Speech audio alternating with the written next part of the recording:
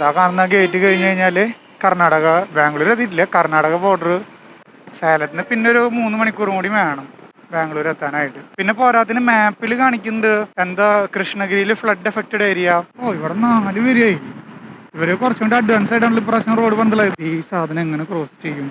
ഈ വണ്ടിയും കൂടി പോയി കഴിഞ്ഞാൽ ഓവർടേക്ക് ചെയ്യാം. ഈ വണ്ടി എന്താ സംഭവം? പെരുന്നാളാ? Finally Electronic City metro fly over പുറത്തു കൂടെ എന്തൊക്കെയുണ്ടെന്ന് നോക്കട്ടെ. ഇലക്ട്രോണിസിറ്റിയിൽ പുതിയത്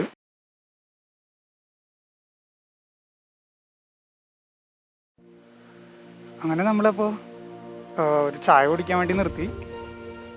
ഇത്ര നേരം ഫോണിൽ ഇത്ര നേരം ക്യാമറ നമ്മൾ ചാർജിങ്ങിന് ഇട്ടേക്കായിരുന്നു. പിന്നെ ഇപ്പോൾ ഇവിടെ നിന്ന് അടുത്ത സ്റ്റെപ്പ് കണ്ടിന്യൂ ചെയ്യാം.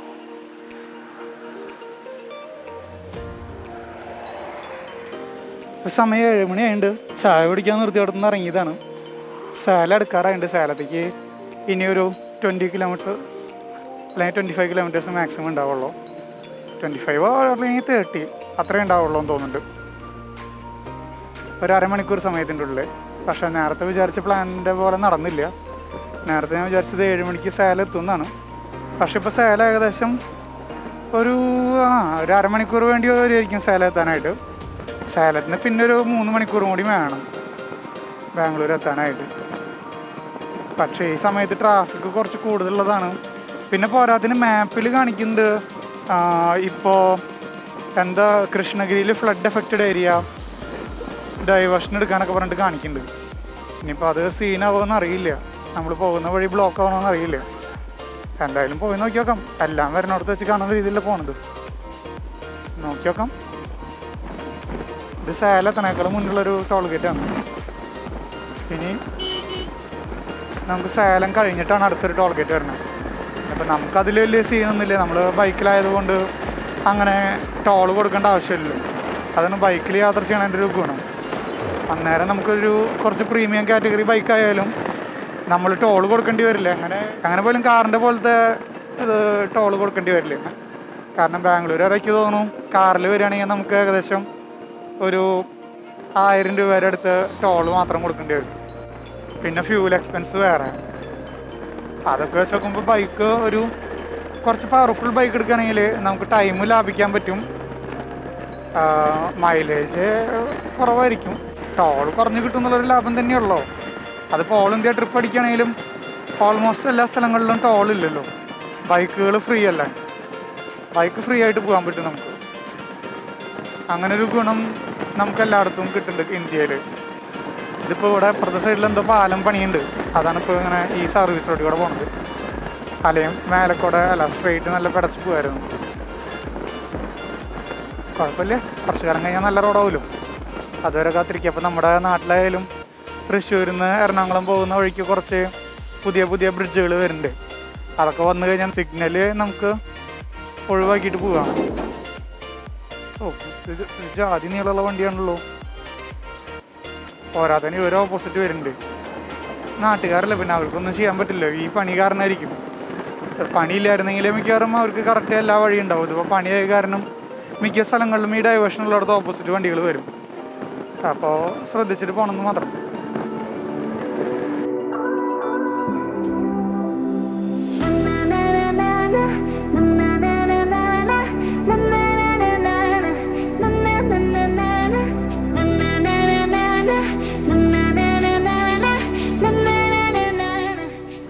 പിന്നെ അതുപോലെ ഞാൻ രാവിലെ വരുന്ന സമയത്ത് പറഞ്ഞത് പാലക്കാട് മറ്റേ വെസ്റ്റേൺ ഗാർഡ്സിൻ്റെ കുന്നും മലയും കണ്ട പോലെ ഇവിടെ എത്തുമ്പോൾ നമുക്ക് ഡ്രൈ ആയിട്ടുള്ള കുന്നും മലയും കാണാമെന്ന് പറഞ്ഞു. പക്ഷേ ഇനിയിപ്പോൾ കാണാൻ പറ്റില്ല. ഈ നേരമായി. ഈ സമയത്ത് എന്തായാലും അതൊന്നും കാണാൻ പറ്റില്ല. അത് നെക്സ്റ്റ് ടൈം വരുമ്പോൾ പകൽ വന്നിട്ട് കാണിച്ചു തരാം. ഇതിപ്പോൾ ഇന്ന് ഇങ്ങനത്തെ കുറച്ച് കുറച്ച് പ്രശ്നങ്ങളുണ്ടായതുകൊണ്ടാണ് നമുക്ക് നേരത്തെ ഇറങ്ങാൻ പറ്റാതിരുന്നത്. അല്ലെങ്കിൽ ശരിക്കും ഞാനൊരു 8 മണിയൊക്കെ ആകുമ്പോൾ ഇറങ്ങുന്നതാണ്. 8 മണിക്കൊക്കെ ഇറങ്ങി കഴിഞ്ഞാൽ സുഖമായിട്ട് വൈകുന്നേരം ഒരു 4 മണിയൊക്കെ ആകുമ്പോഴേക്കും ബാംഗ്ലൂർ എത്തും. പിന്നെ ഇന്നലെയാണ് ഞാൻ പറയാൻ വേണ്ട, സൺഡേ ആണ് ഞാൻ കുറച്ചും കൂടി വേഗം എത്തും. കാരണം ഇത്ര ട്രാഫിക് റോഡിലുണ്ടാവില്ല. ഇന്നിപ്പോൾ വരുന്ന വഴിയിൽ കുറേ സ്ഥലങ്ങളിൽ ഞാൻ ക്യാമറ എടുത്ത വെച്ച സമയത്തൊക്കെ കുറേ സ്കൂള് വിട്ട സമയവും കാര്യങ്ങളൊക്കെ ആയിരുന്നു. ഈ ടൈം ആയതുകൊണ്ട് തന്നെ അത്യാവശ്യത്തിന് ട്രാഫിക് ഉണ്ട് റോഡിൽ. വൈകുന്നേരം 7 മണിയല്ല. അത്യാവശ്യം ആൾക്കാർ ജോലി കഴിഞ്ഞിട്ട് വീടുകളിലേക്ക് പോകുന്ന സമയമായതുകൊണ്ട് തന്നെ നല്ല രീതിയിലുള്ള ട്രാഫിക് കാണാനുണ്ട്.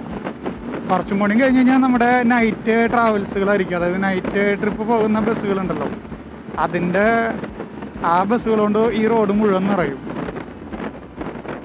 ഫുള്ള് ബസ്സുകളായിരിക്കും. ഇപ്പം തന്നെ ചില വണ്ടികൾ പോകുന്നുണ്ട്. ഈ കോയമ്പത്തൂരിൽ നിന്ന് സ്റ്റാർട്ട് ചെയ്യണം, കോയമ്പത്തൂർ ഹൈദരാബാദ് ബസ്സുകളൊക്കെ ഇഷ്ടംപോലെ നേരത്തെ പോയിരുന്നു ഞാൻ ചായ കുടിക്കുമ്പോൾ.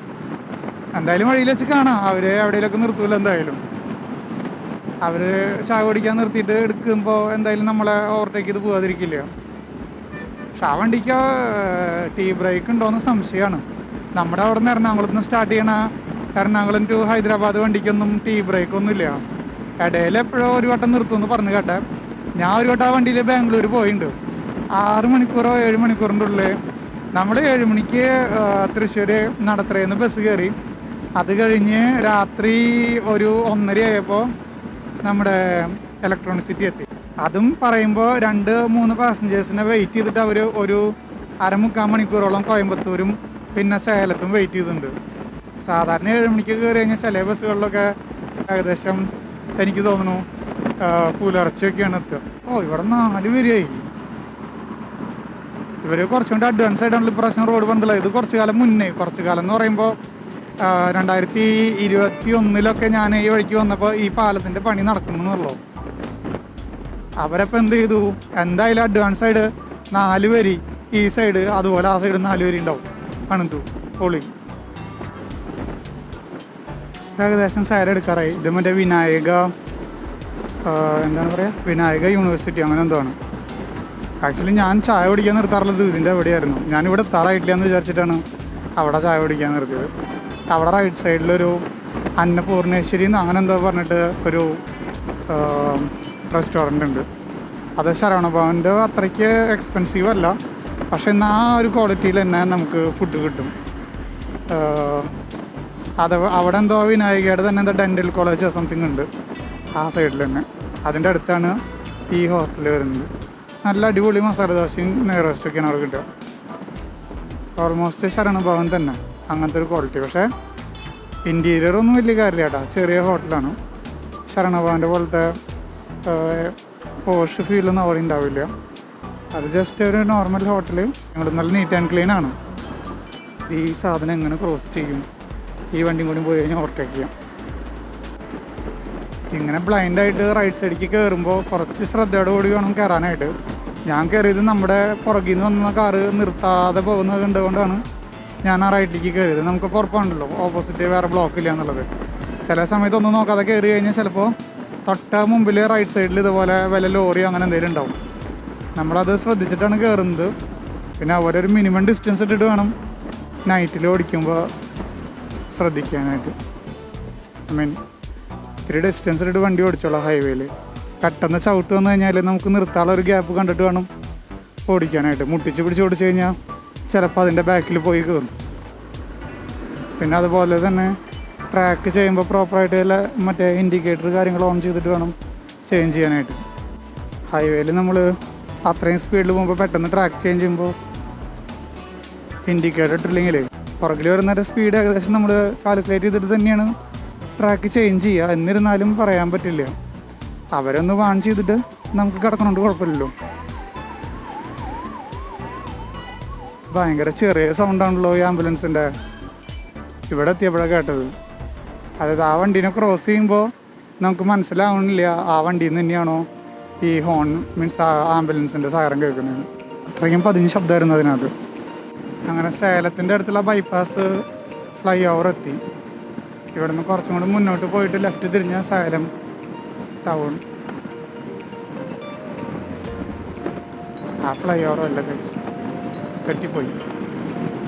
കുറച്ചുകൂടി മുന്നോട്ട് പോയിട്ടാണത്. കുറച്ചുകൂടി മുന്നോട്ട് പോയിട്ട് ബാംഗ്ലൂർക്ക് പോകുന്ന ഒരു ഇടുങ്ങിയ ഒരു എൻട്രൻസ് ആയിരിക്കും. ഈ ഒരു ട്രാക്ക് മാത്രം അങ്ങോട്ട് തിരിയാനായിട്ടുണ്ടാവുള്ളൂ. അതാന്ന് തോന്നുന്നുണ്ട് കണ്ടിട്ട്. അതെ അതെ അതെ, അവിടെ തന്നെ ബാംഗ്ലൂർ ലെഫ്റ്റിലേക്ക് എഴുതി വെച്ചേക്കുന്നു ഇവിടെ ബോർഡ്. ബാംഗ്ലൂർക്ക് തിരിയുന്ന വണ്ടികൾ ഈ ട്രാക്കിൽ കൂടെ തന്നെ കയറി പോവുക. റൈറ്റിലേക്ക് പോയി കഴിഞ്ഞാൽ മറ്റേ ഡിണ്ടിക്കൽ ആ ഏരിയ ഉണ്ടല്ലോ, നാമക്കൽ, ആ റൂട്ടാണ്. അങ്ങനെ നമ്മൾ ബാംഗ്ലൂർ ലക്ഷ്യമാക്കി സേലത്ത് നിന്ന് ഡൈവേഷൻ എടുത്തു. ഇനി ഇവിടെ നിന്ന് ഒരു 180 കിലോമീറ്റേഴ്സ് ഇലക്ട്രോണിക് സിറ്റി വരാൻ. 7:30 ഞാൻ പറഞ്ഞ പോലെ 7:30 സേലെത്തി. ഇനി നമുക്ക് അടുത്ത ബ്രേക്ക് കൃഷ്ണഗിരിയിൽ എടുക്കാം. പക്ഷേ മാപ്പിൽ കാണിക്കുന്ന പോലെ എന്തെങ്കിലും ഉണ്ടെങ്കിൽ പെട്ട് പോകും.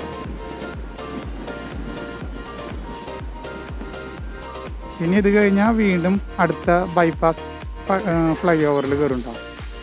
സേലത്ത് നിന്ന് ബാംഗ്ലൂർ പോകുന്ന വണ്ടികൾക്കൊക്കെ, അതായത് സേലം ടൗണിൽ ഇറങ്ങേണ്ടാത്ത വണ്ടികൾക്ക് മുഴുവൻ ഇവിടെ നിങ്ങളുടെ റൈറ്റിലേക്ക് കയറി ഈ ഫ്ലൈ ഓവറിൻ്റെ മേലെ കൂടെ പോകാം. പണ്ട് എല്ലാതും താഴത്തു കൂടെ പോയായിരുന്നു. അപ്പോൾ അത്യാവശ്യം സമയം പോയായിരുന്നു എല്ലാവരുടെയും. ഇത് പിന്നെ നേരെ ഫ്ലൈ ഓവറിൻ്റെ മേലെ ആയതുകൊണ്ട് ഫ്ലൈ ഓവറിൽ സെപ്പറേറ്റ് ട്രാക്കാണ്. ഫ്ലൈ ഓവർ ഇവിടെ നിന്ന് തന്നെ സ്റ്റാർട്ട് ചെയ്യുന്നുണ്ട് പുതിയത് വന്നുകൊണ്ട്. മുന്നേ ഫ്ലൈ ഓവർ കുറച്ചുകൂടി അപ്പുറത്തായിരുന്നു എന്നാണ് എൻ്റെ ഒരു ഓർമ്മ. കുറച്ച് ദൂരം അടിയിൽ കൂടെ ഓടിയിട്ട് വേണം മേലേക്ക് കയറാനായിട്ട്. ഇതിപ്പോൾ ഓപ്പൺ ആയതാവും. ഇപ്പോഴല്ല, ഞാൻ ലാസ്റ്റ് വന്നത് 2021 അപ്പോൾ 2 വർഷം കഴിഞ്ഞില്ലേ. അപ്പോൾ ആ ചേഞ്ചസ് എന്തായാലും ഉണ്ടായിരിക്കും. അല്ല, ഈ ബ്രിഡ്ജ് ഇവിടെ തന്നെ ഉള്ളത് ഞാൻ തോന്നുന്നുണ്ട്. ഓർമ്മയില്ല ആക്ച്വലി. മുന്നിൽ അത് നല്ലൊരു വണ്ടി പോകുന്നുണ്ടല്ലോ. RX-100 ആണോ? അല്ല, വേറെ ഏതോ നല്ല വണ്ടിയാണ്. എക്സ്ട്രോസ്റ്റ് സൗണ്ട് കേട്ട് അങ്ങനെയാണ് തോന്നുന്നത്. എന്തായാലും അവൻ സ്ലോ ആക്കുമ്പോൾ നമുക്കറിയാൻ പറ്റും. സ്ലോ ചെയ്യുന്നതായിട്ട് കാണുന്നില്ല. അതുപോലെ ഇവിടെ വല്ല സ്പീഡ് ക്യാമറ ഉണ്ടോയെന്ന് അറിയില്ല കേട്ടോ. എൻ്റെ അറിവിൽ ഇത് ഹൈവേ ആണ്. സ്പീഡ് ക്യാമറ ഉണ്ടാവാൻ ചാൻസ് കുറവാണ്.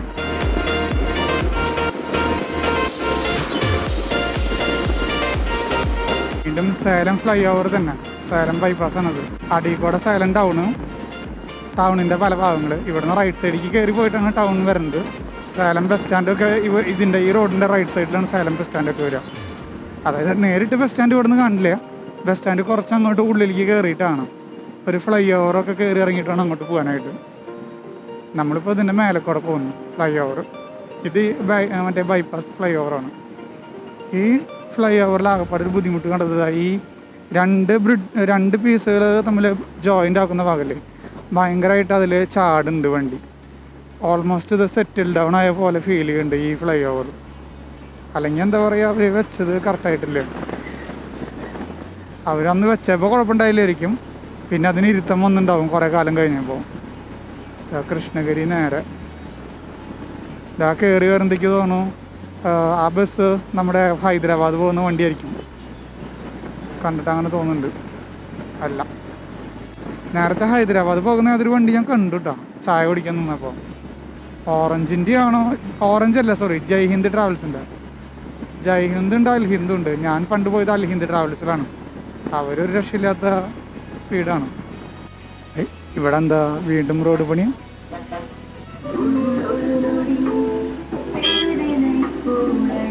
ഈ വണ്ടി എന്താ സംഭവം? പെരുന്നാളാ? കണ്ടാ മിററിൽ കാണാണ്ടോന്ന് അറിയില്ല. ആ വണ്ടി നോക്കിയേ. അതിൻ്റെ ഉള്ളിൽ ലേസറൊക്കെ നടക്കുന്നുണ്ട്. അതായത് നമുക്ക് സൈഡിലേക്ക് ലേസറൊക്കെ അടിച്ചു വരുന്നുണ്ട്.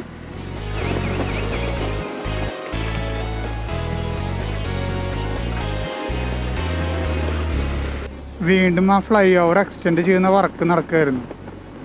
എനിക്ക് കണ്ടിട്ട് അങ്ങനെ തോന്നണേ. അല്ലാണ്ട് അവിടെ മൊത്തം പൊളിച്ചിട്ടിട്ട്, പഴയ റോഡ് അവർ മൊത്തം പൊളിച്ചിട്ടേക്കുക. അതായത് ഇതിൻ്റെ ബാക്കിയുള്ള റോഡ് അവിടെ ചെല്ലിനടുത്തുള്ളത് പൊളിച്ചിട്ടേക്കാണ്. എന്നിട്ട് സർവീസ് റോഡിൽ കൂടെ ആയിരുന്നു വണ്ടികൾ പോകുന്നായിരുന്നത്. അത്യാവശ്യം നല്ല പൊടിയും കാര്യങ്ങളും അടിച്ച് കയറിയുണ്ട്. ഇതേ വീണ്ടും ബ്ലോക്ക്. വീണ്ടും ഡൈവേഷനാണോ? അല്ല, അതിവിടുത്തെ സിഗ്നലിൻ്റെ ബ്ലോക്കാണ്. കുറച്ചുകൂടി കഴിഞ്ഞാൽ ഇവിടുത്തെ ടോളാവും കേട്ടോ. സേലത്തുള്ള ടോൾ ഗേറ്റ് ആവും. ആ ടോൾ ഗേറ്റ് കഴിഞ്ഞാൽ പിന്നെ റോഡ് അടിപൊളിയാണ്. ചിലപ്പോൾ അവിടെയും പണി നടക്കുന്നുണ്ടാവും, പറയാൻ പറ്റില്ല എങ്ങനെയാണ്.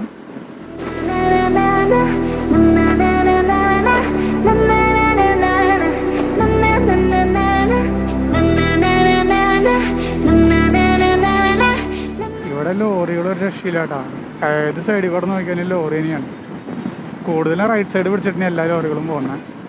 നമ്മുടെ അവിടെ ഫുള്ള് ഫൈൻ വെച്ചുള്ള കാരണം എല്ലാവരും അത് ഫോളോ ചെയ്യുന്നുണ്ട്. പരമാവധി ലോറികൾ ലെഫ്റ്റ് സൈഡ് പിടിച്ചിട്ടാണ് പോകുന്നത്. അത് കാരണം അവിടെ അത്ര വലിയ ബുദ്ധിമുട്ടുണ്ടായില്ല. ഇവിടെ റോഡ് ഇച്ചിരി വീതി കുറവുണ്ട്. അതുകൊണ്ട് തന്നെ നമുക്ക് നേരത്തെ അത്ര ഒരു ആവറേജ് സ്പീഡ് കിട്ടുന്നില്ല. കുറച്ച് ഡിലേ ആണ് നമ്മൾ. ആ പുള്ളി ഹെൽമെറ്റ് ഇല്ലാണ്ട് എന്ത് ധൈര്യത്തിൽ അങ്ങനെ കയറി പോകുന്നല്ല. അതിനും വേണം ഒരു ധൈര്യം. അതും പറയുമ്പോൾ ഇഷ്ടം പോലെ പൊടി അടിച്ച് കയറുന്നുണ്ട്. ഞാൻ ഹെൽമെറ്റിൻ്റെ ഗ്ലാസ് അടച്ചിട്ടേക്കാണ്, അത് പോരാതെ മാസ്ക് ഇട്ടിട്ടുണ്ട്. എന്നിട്ട് പോലും നമുക്ക് പൊടി അടിച്ചിട്ട് കയറുന്ന പോലെ ഫീൽ ചെയ്യുന്നുണ്ട്. അയാളെ സമ്മതിക്കണം. ഈ വണ്ടി കേരള വണ്ടിയാണല്ലോ, KL64 all India tourist permit. അങ്ങനെ അടുത്ത ടോൾ ഗേറ്റ് എത്തി. ഈ ടോൾ ഗേറ്റിൻ്റെ അടുത്ത് തന്നെ ഒരു ശരവണ ഭവനുണ്ട്. ഇവിടെ നിർത്തിയാൽ മതിയായിരുന്നു. പക്ഷെ ഞാൻ ഇരുന്നിരുന്ന് മടുത്തു വണ്ടിയുമേ, അതുകൊണ്ട് പിന്നെ അവിടെ തന്നെ നിർത്തിയത്.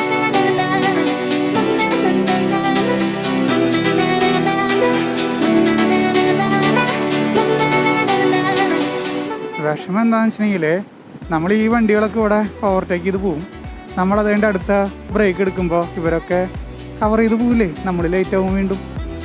ആ ഒരു വിഷമം എപ്പോഴും പറഞ്ഞറിയിക്കാൻ പറ്റാത്ത വിഷമമാണ്. പക്ഷെ ഇപ്പം ഞാൻ പറഞ്ഞറിയിച്ചത്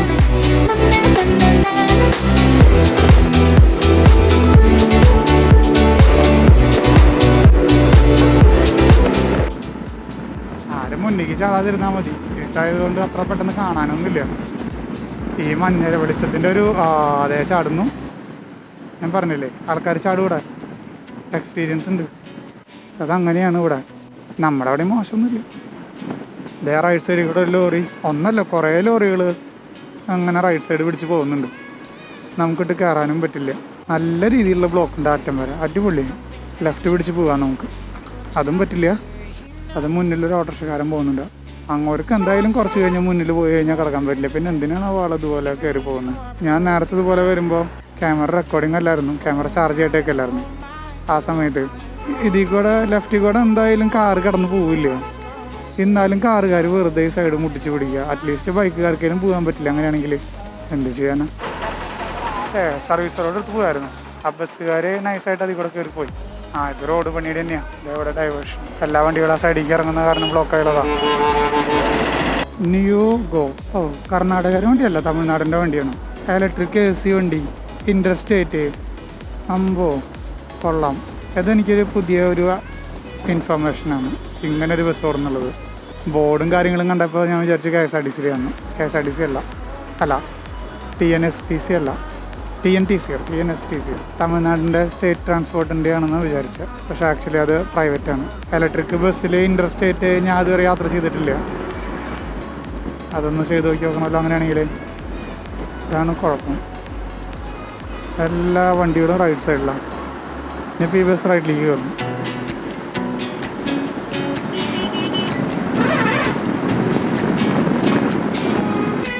ഇനി ബാംഗ്ലൂർ വെറും 180 കിലോമീറ്റേഴ്സ്.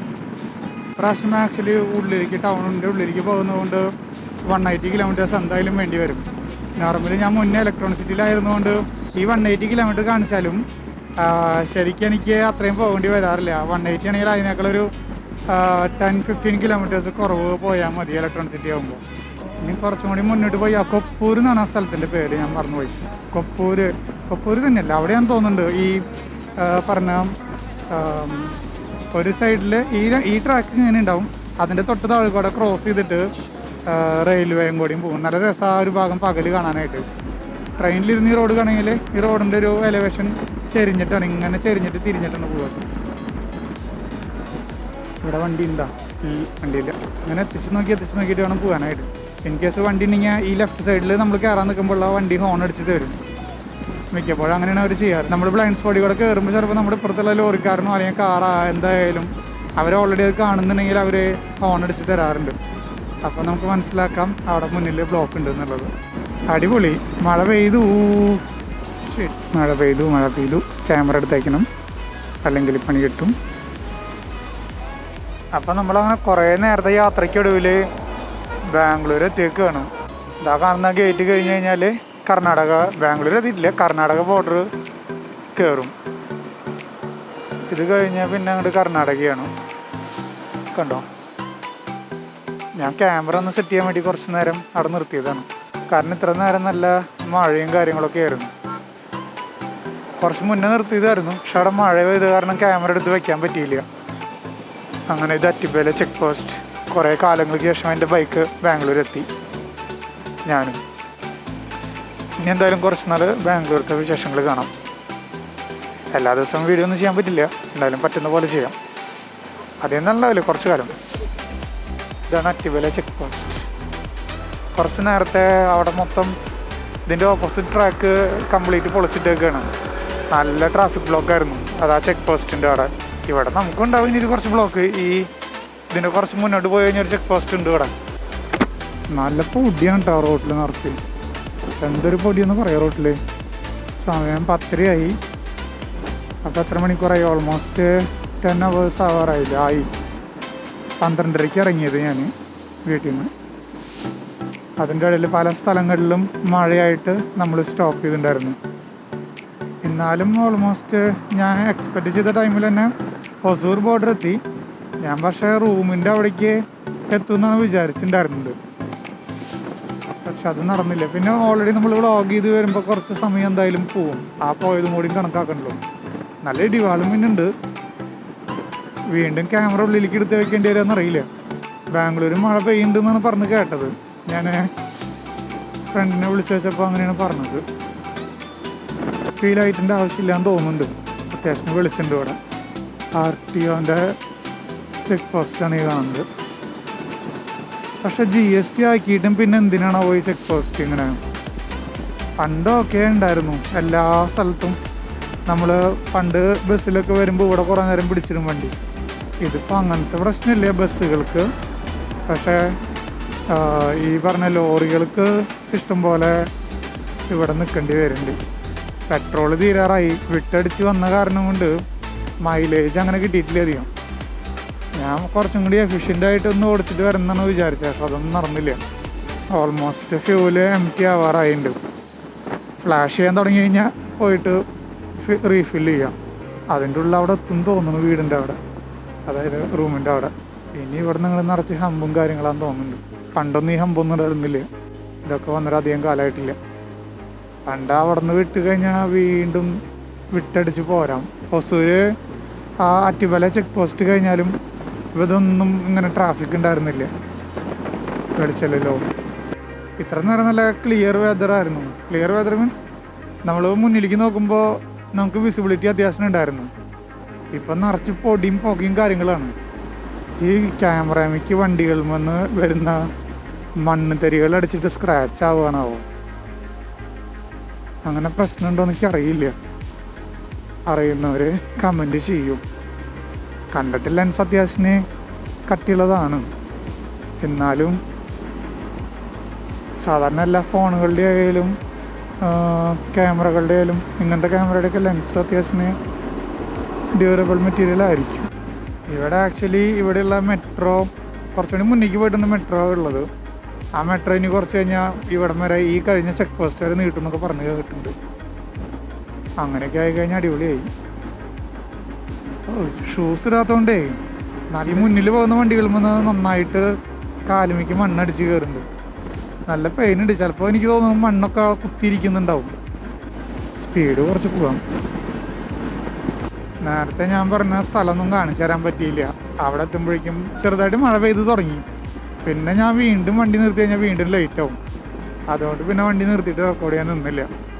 അല്ലെങ്കിൽ അത് കാണിച്ചു തരാമായിരുന്നു. പിന്നെ അത് മാത്രമല്ല, അവിടെ ഭയങ്കര ട്രാഫിക് ആയിരുന്നു ആ സ്ഥലത്ത്. അവിടെ ഇവിടെയൊക്കെ ആയിട്ട് ഈ പുതിയ പാലങ്ങളുടെ പണി നടക്കുന്നതുകൊണ്ടേ മൊത്തം ഡൈവേർഷനും കാര്യങ്ങളൊക്കെയാണ്. അത്യാവശ്യം പൊടിയുണ്ട്. ഇതിപ്പോൾ ഈ റോഡ് ഇത്രയും വൃത്തിയായിട്ട് കിടന്നിട്ട് വരെ ഇവിടെ പൊടിയുണ്ട്. ഇതിനേക്കാൾ പൊടിയായിരുന്നു വരുന്ന വഴിയിലെ പല സ്ഥലങ്ങളിലും റോഡ് ഡൈവേർഷൻ ചെയ്തിട്ടും പിന്നെ ആ ഫ്ലൈ ഓവറിൻ്റെ വർക്കിന് വേണ്ടിയിട്ട് റോഡ് മൊത്തം പൊളിച്ചിട്ടുള്ള കാരണം അങ്ങനെ പൊടി ഇഷ്ടം പോലെ ഉണ്ടായിരുന്നു. വെറുതെ എല്ലാവരും ചീഞ്ഞ സ്മെല്ല് വന്നായിരുന്നു.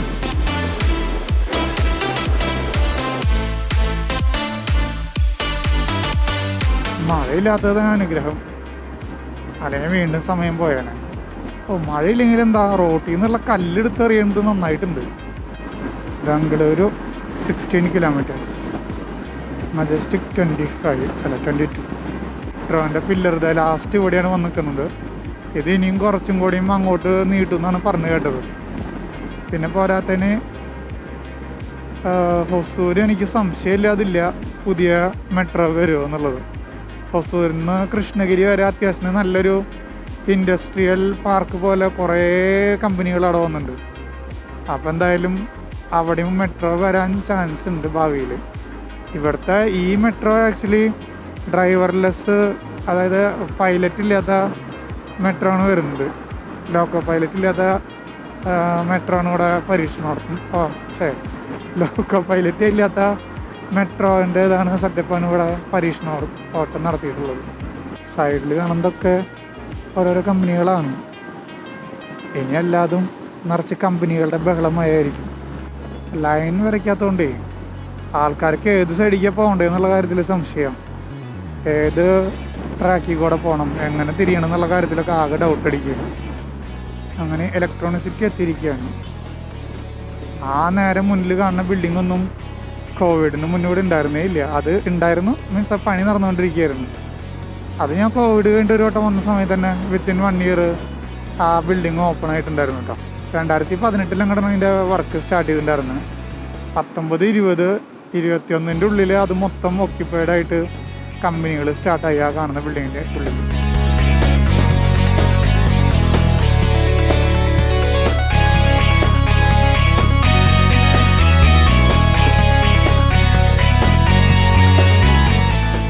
എനിക്ക് വീണ്ടും പണി കിട്ടി ഗൈസ്. ഇതേ മഴ പെയ്തു. ക്യാമറ എടുത്ത് വെച്ചില്ലെങ്കിൽ പണി കിട്ടും. അപ്പം എന്തായാലും bye, thanks for watching. Finally Electronic City metro flyover വന്നപ്പുറത്ത് കൂടെ എന്തൊക്കെയുണ്ടെന്ന് നോക്കട്ടെ. ഇലക്ട്രോണിസിറ്റിയിൽ പുതിയത് കുറേ കാലമായില്ലേ വന്നിട്ട്. Anyway, thanks for watching. പുതിയൊരു വീഡിയോ ആയിട്ട് പിന്നെ കാണാം. എന്ന് കാണുന്ന ഒരു പിടുത്തില്ല. ഞാനിപ്പോൾ തൽക്കാലം ക്യാമറ ഉള്ളിലേക്ക് എടുത്ത് വെച്ചിട്ട് റൂമിലോട്ട് പോട്ടെ. Thank you.